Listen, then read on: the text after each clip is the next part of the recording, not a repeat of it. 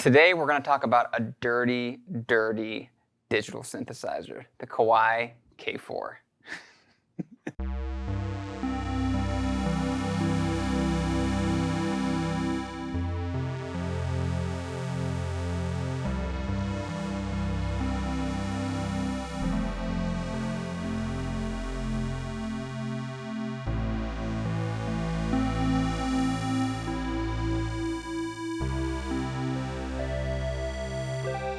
Hi, I'm Zach Marr from Alamo Music here in San Antonio, Texas. You can find us online at alamomusic.com. If you haven't already, hit the subscribe button, turn on your notifications. This is our Alamo Sound Lab channel where we talk about all things music tech related.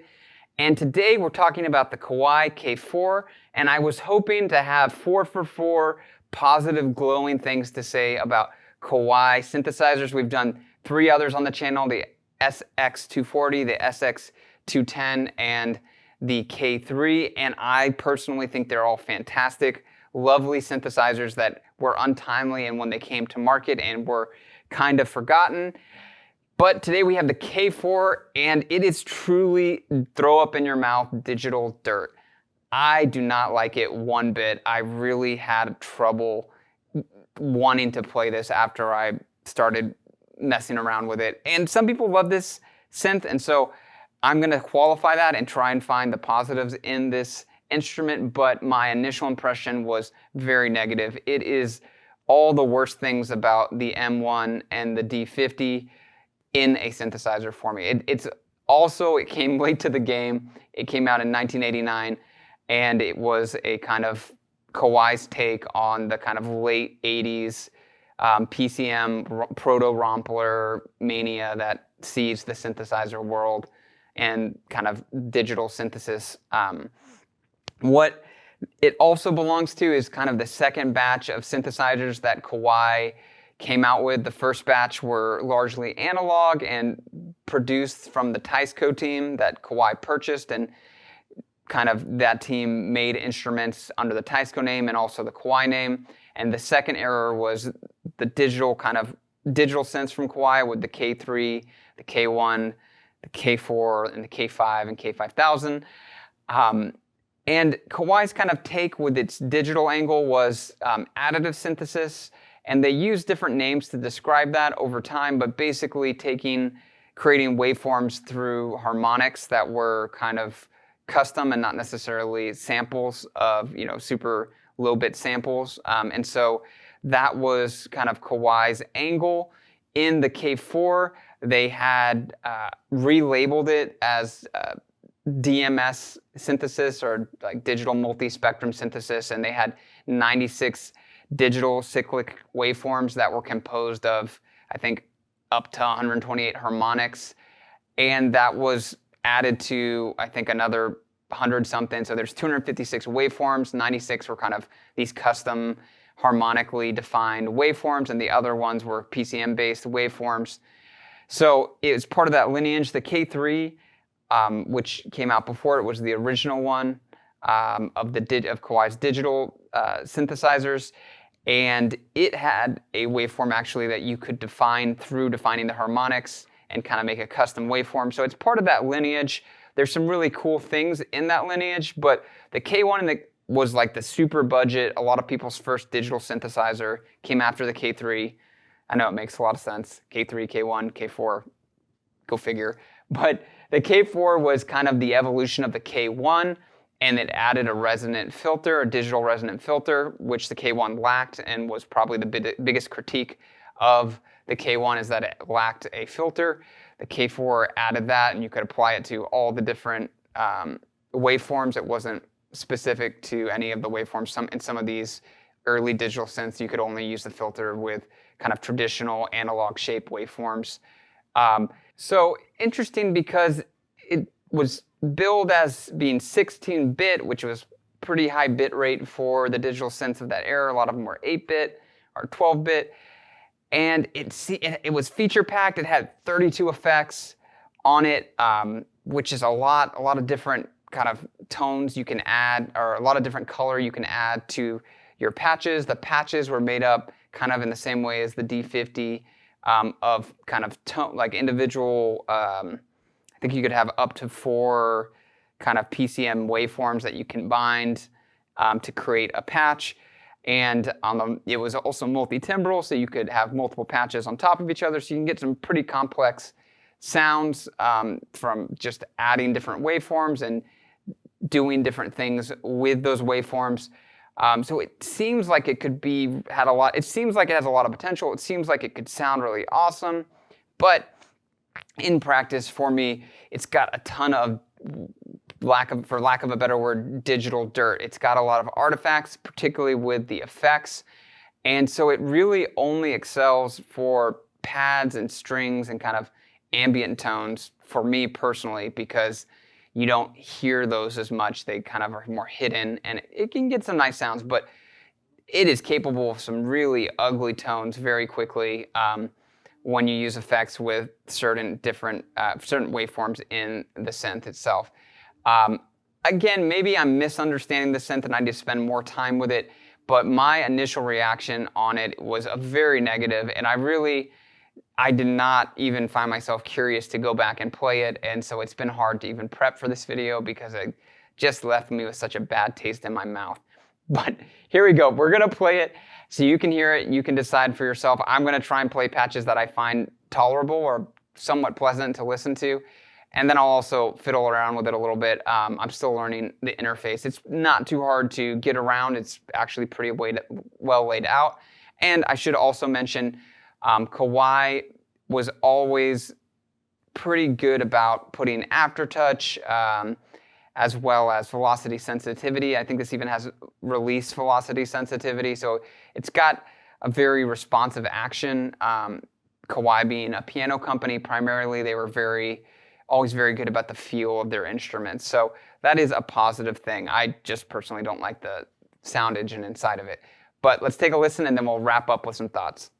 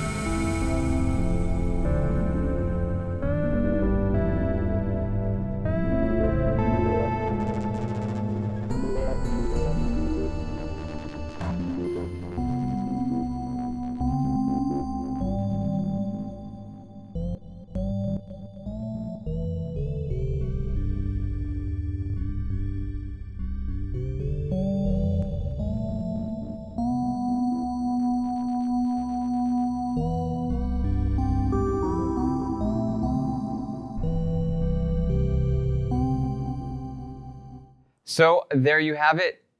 I would love to know your thoughts. I know there's people that like the K4. One of the reasons I picked it is because people have said on the comments below in different videos, check out the K4, it's awesome. It is super cheap, so maybe, if you want to pick one up and you could, or if you think they're underrated, you could still find them for a couple $100, 200, 300 bucks. So they're not kind of super sought after, and the prices are low on them. It is fairly it has interesting programming possibilities, and it's easier to program, I think, than a lot of other digital synths. The interface, again, is well thought out. And the action and touch aren't bad. So there are some positives. Maybe I'm misunderstanding it. I'm always happy to make another video where I confess my sins of synthesis and correct the story. But I would love to hear your thoughts. In my opinion, this was a synth that was late to the game and also came in as a budget kind of synth and it does not even live up to the D50 or M1, and probably explains why it wasn't as successful as those and didn't have as big an impact. Again, thanks for watching. If you didn't already, hit the subscribe button, turn on your notifications. We'd love to talk to you more. You can find us at alamomusic.com, chat with us, give us an email, give us a phone call. Love to hear from you. Thank you for watching.